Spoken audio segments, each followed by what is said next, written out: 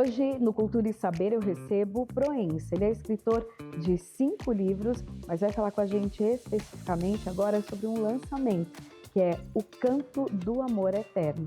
Seja bem-vindo. Obrigado, Priscila, e espero falar um pouco sobre o meu livro e também sobre minha vida e convidá-la, né, se não leu ainda, a ler, porque é uma história fascinante, uma história de amor e que tem como pano de fundo a história do Brasil dos últimos 100 anos. Como que foi para confeccionar, né, esse livro, para elaborar? Esse é um projeto antigo. Eu trabalhei a vida toda na área financeira. Uhum. E quando aposentei, que foi em 2007, eu comecei a escrever. E o primeiro livro que eu comecei a escrever foi esse aqui. Hum. Só que esse é um livro denso, ele tem 560 páginas, né?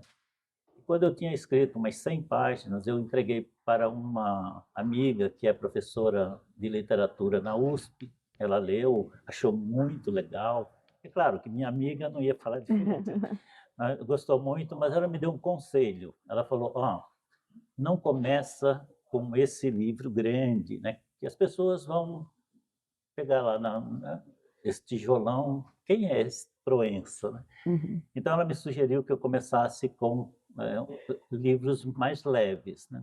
E eu fiz assim, eu comecei escrevendo um livro de contos, teve uma recepção muito boa, né?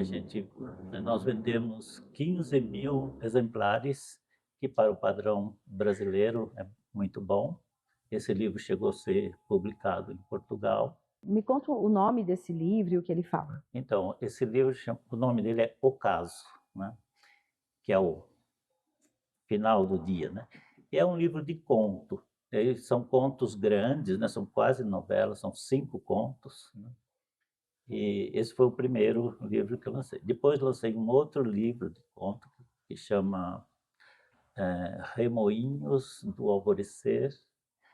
Depois um livro de infantil. E depois o primeiro romance, que não é esse aqui, né?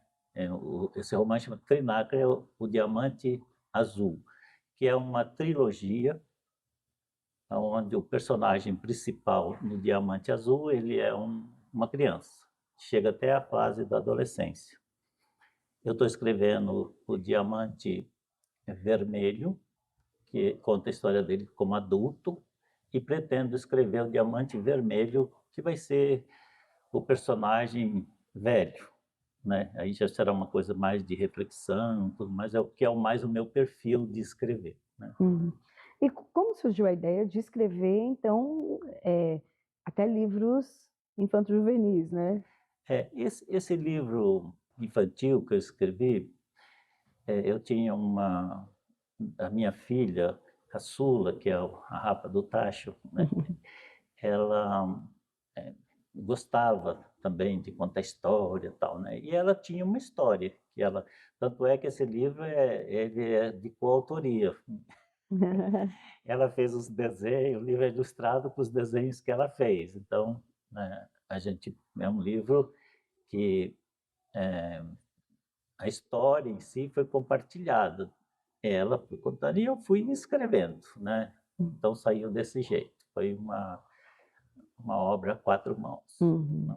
Agora vamos falar desse romance, né, que conta 100 anos de história. Isso, do Brasil. E trazer isso de uma forma, numa outra linguagem, como foi?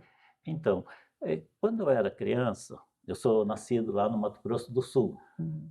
Vivi lá até uns 16, 17 anos, depois eu mudei para São Paulo e com algumas saídas daqui a trabalho, eu estou em São Paulo até hoje. Mas quando eu era criança lá em Mato Grosso do Sul, a gente ouvia falar muito dos revoltosos. Revoltosos eram os soldados, os homens da coluna Prestes, que passaram pelo Mato Grosso do Sul 2 vezes. Quando eles se formaram, né, que vieram o pessoal lá do Rio Grande do Sul, o pessoal aqui de São Paulo, se uniram em Mato Grosso e fizeram aquele périplo pelo Brasil todo, e depois eles voltaram novamente ao Mato Grosso do Sul e ali eles fugiram, né, para o Paraguai, para a Bolívia, enfim. É, e as 2 vezes que eles passaram no Mato Grosso do Sul, eles deixaram uma coisa no imaginário popular que foi repassando, e eu ouvia muito essas histórias dos revoltosos.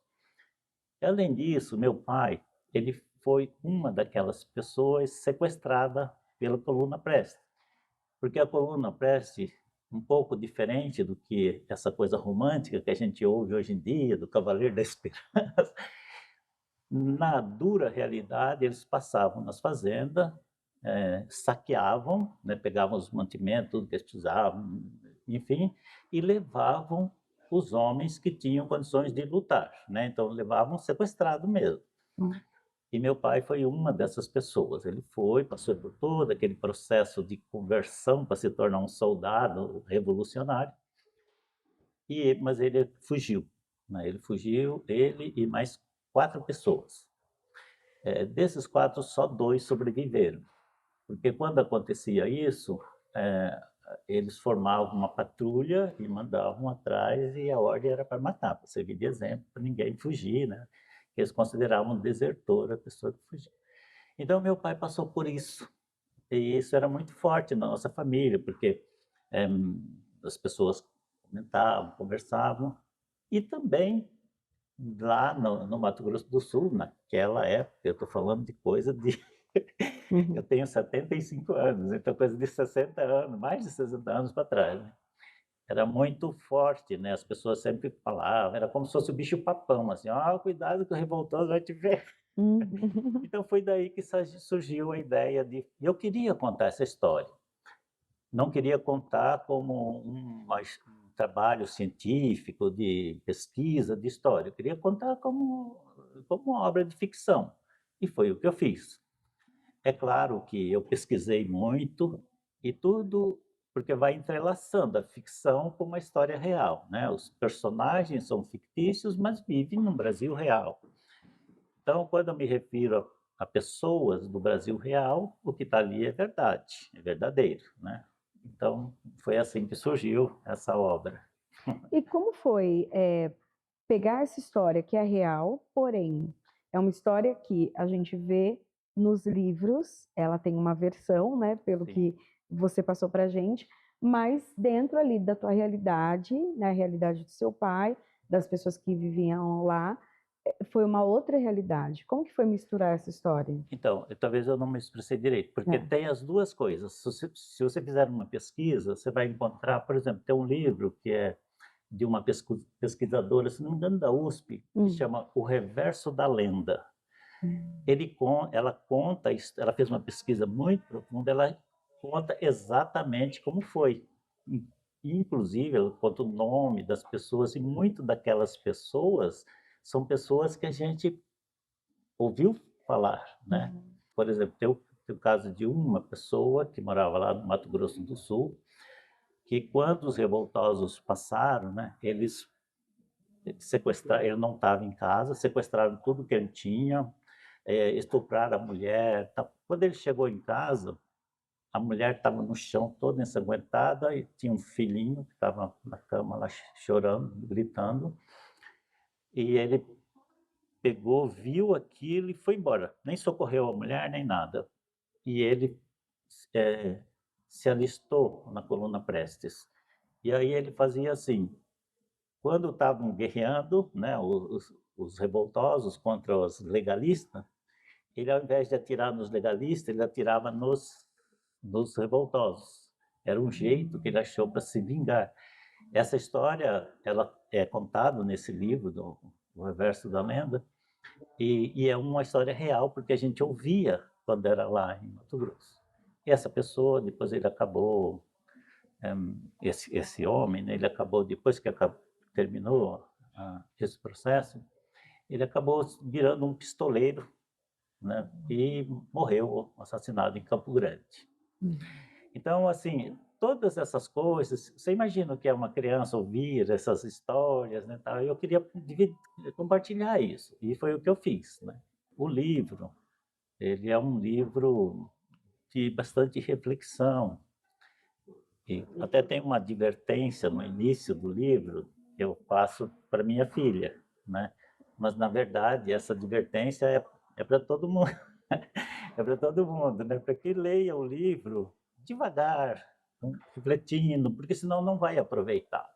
E essas reflexões, elas são quais, por exemplo, assim? Conta algumas Então, para gente. ela está permeando todo o livro.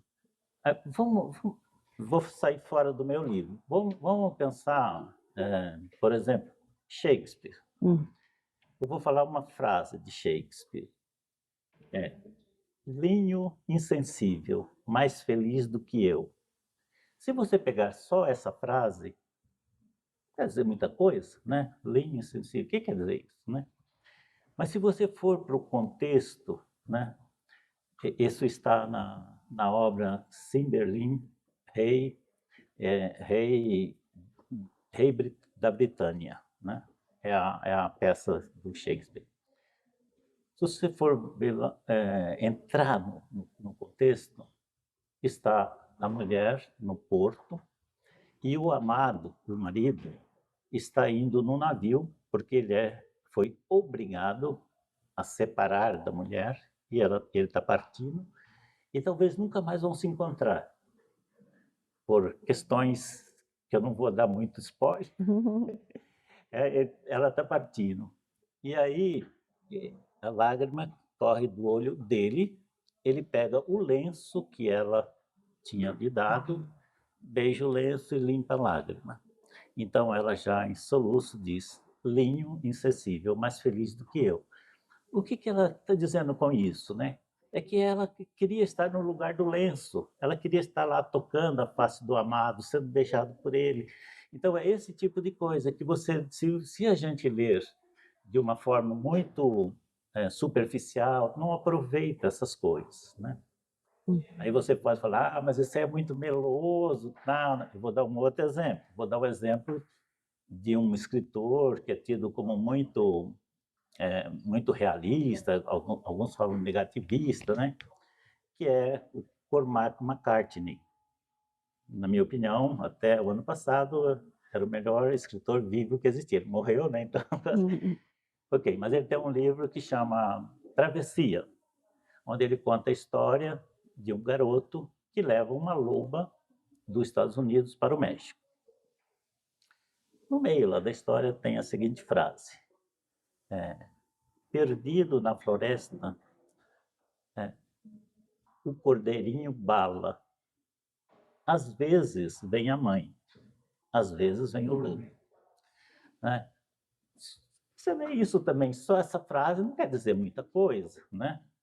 Mas se você começar a refletir, não é assim na nossa vida, principalmente com os jovens, com os nossos filhos, nossos netos.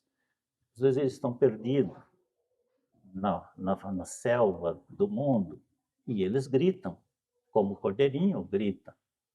Às vezes vem a mãe, você às vezes tem a sorte de ser bem conduzido, bem orientado. Às vezes vem o lobo, vem as drogas, vem tudo que não presta, né? É para dizer que é importante ler devagar, pensando e aproveitando essas reflexões que estão permeando o livro. Uma outra coisa que tem no livro é que eu conto paralelamente a história do poeta Manuel de Barros. Manuel de Barros é o maior personagem literário de Mato Grosso, né? Depois dos dois Mato Grosso, porque ele nasceu em Cuiabá, mas ele viveu no Mato Grosso do Sul e acabou morrendo lá em Campo Grande. E Manuel de Barros não é muito conhecido, mas quando perguntaram ao Carlos Drummond de Andrade se ele era o maior poeta brasileiro, ele falou, eu não, o maior poeta brasileiro é o Manuel de Barros, a importância que ele tem. Então, nesse livro, eu vou contando a história do Manuel de Barros e trazendo alguns aperitivos do que ele escreveu. Então, é um outro subproduto do livro, né? Bom, nós vamos fazer um rápido intervalo e daqui a pouquinho a gente volta para continuar, inclusive, essa história, né? Citar, então, um dos maiores escritores e como ele faz parte, então, do enredo desse livro. Daqui a pouquinho a Ok. gente volta.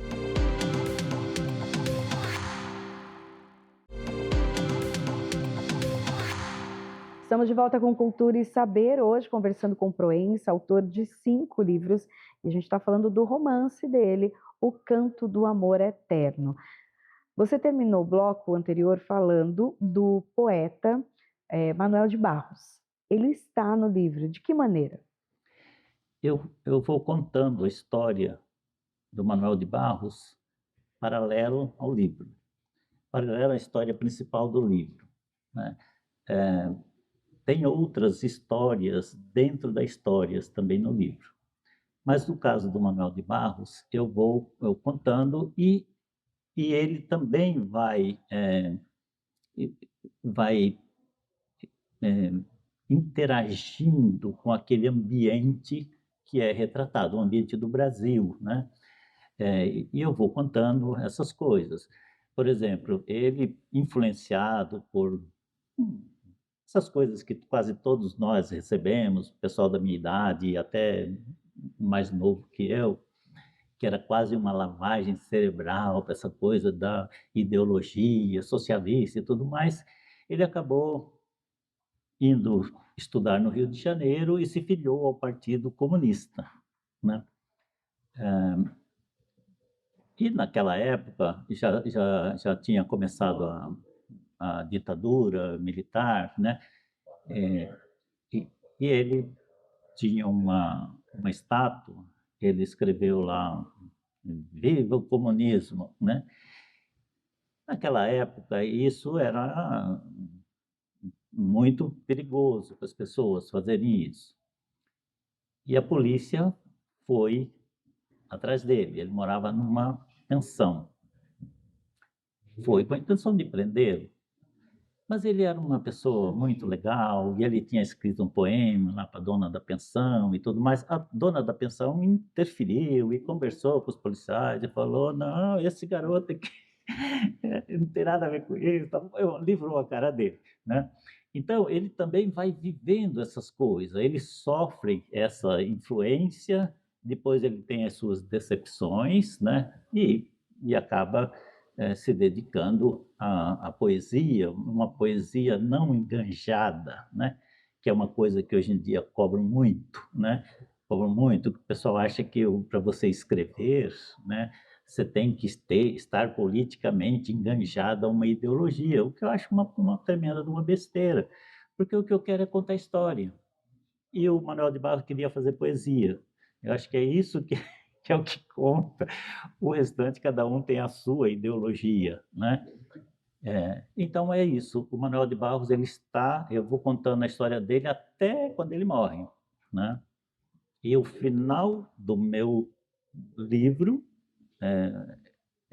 eu termino com fazendo referência ao Manuel de Barros, Uhum. ele interagindo com o personagem da ficção. Tem um personagem principal no livro. Sim. Quem é e qual é esse roteiro dessa pessoa? Então, o personagem principal é uma mulher, ela chama Elka.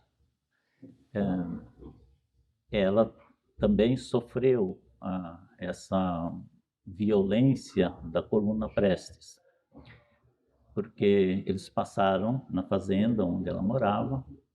Por sorte, o pai teve informação de que eles estavam chegando e fez com que ela fugisse, como a maioria dos trabalhadores, todo mundo que morava na fazenda fugiram a tempo.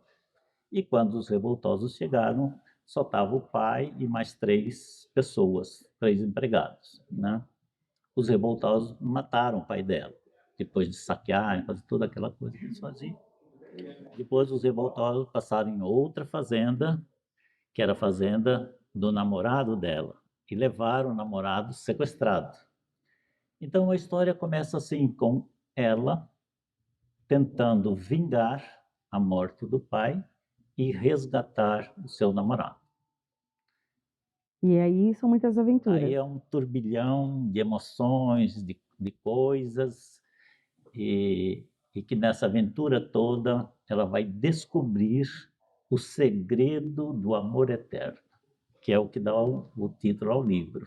Uhum. Muito legal. Pode ler que você vai gostar. Que bacana. Ele é cheio de aventura também, por mais que seja um Sim. romance, conta muita Sim, aventura? muito, muito.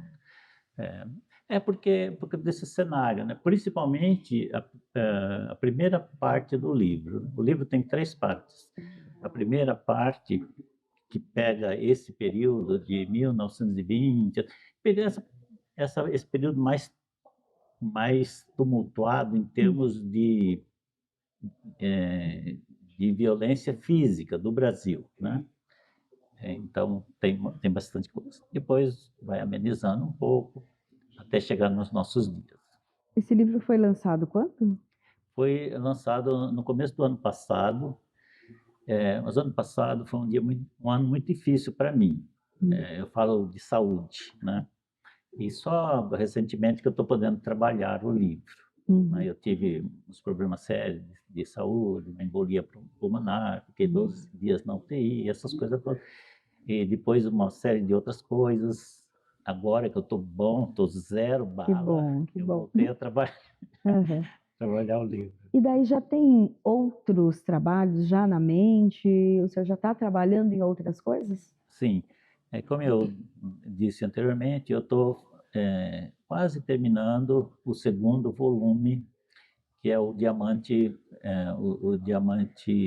Vermelho, né? Onde eu conto a história daquele garoto que agora ele é adulto.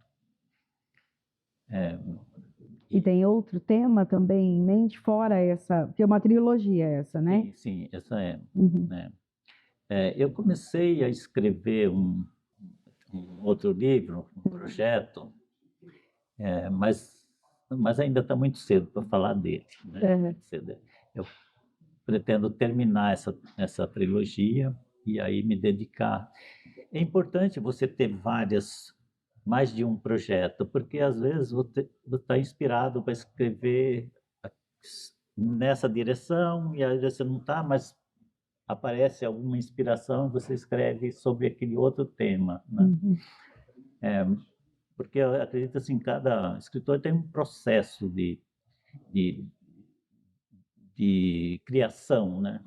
Eu faço assim, eu levanto bem cedinho, faço meu café, ponho uma caneca lá, e vou para o computador e vou escrever. E eu escrevo só de manhã. Aí depois, minha mulher já me levanta, tal, nós vamos fazer outras coisas, então não escrevo mais, né? Às vezes vem algumas ideias, eu anoto, tal, mas eu vou escrever mesmo só de manhã. Não escrevo todo dia, mas com uma certa frequência eu faço assim. Então, minha rotina é essa, é escrever bem cedinho, de madrugada, que é quando eu estou com mais energia, né? Que eu me sinto melhor, é de manhã. Esse livro, né, O Canto do Amor Perfeito, Eterno, ele conta um fato histórico. O senhor já, como economista, viveu vários fatos históricos também, por um outro olhar. Sim. Há também a expectativa de escrever algo sobre isso, ou em algum momento que a nossa economia foi tão volátil ao longo dos anos, né? Falar, romantizar de alguma maneira isso? Já pensei bastante nisso, né? Então, eu falei para você de um novo projeto que eu estava... É por aí, né? Fazer uma coisa romantizada, mas abordando todas essas dificuldades que o Brasil tem de se tornar um país sério, né? Cuidar com respeito à economia, né? Porque a gente nós somos um país bem interessante, assim, mas é como se nós estivéssemos jogando contra a gente mesmo, né? Um país super rico, com todos os recursos naturais disponíveis, tal, e a gente fica patinando e, né, até andando caranguejando, como se diz. Né? Eu já pensei em alguma coisa assim. Acho que, mas é um campo um pouco difícil de caminhar, porque principalmente hoje em dia, no Brasil está muito, todo mundo muito sensível a qualquer ideia, né? Recentemente eu estive numa feira de livro, tal, e a editora abriu um espaço para mim conversar, tal, e tinha pessoas que tinham lido o meu livro, né? Então, e tem tanta coisa legal no livro, tal, mas eu mostro a história como ela é, né? E a história recente, eu não falo muito bem, porque eu acho que não foi muito bem, nem um lado nem o outro, né? E, e as pessoas focam mais nisso. Ah, mas você cometeu uma injustiça, porque não sei o que. Vamos voltar a falar da época. Então, tá muito. Mas eu gostaria, sim, de fazer, abordar essa questão da economia, né? Da gente ter um olhar mais.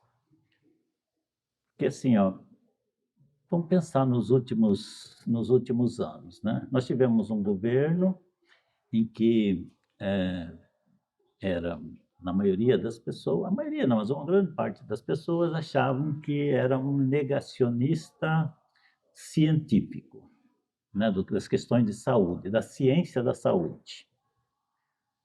E agora a gente tem um governo que é um negacionista da ciência econômica, né? Lá nós tínhamos um militar cuidando da saúde, agora nós temos uma pessoa que não é da área, fez um curso de 30 dias de economia e está lá. E tá. Não estou falando da pessoa, porque pode ter, pode, o ministro pode ser uma pessoa de uma outra área, mas eles estão bem assessorados. Tá? Mas o que a gente vê é que nós estamos negando a ciência da economia, os fundamentos da economia.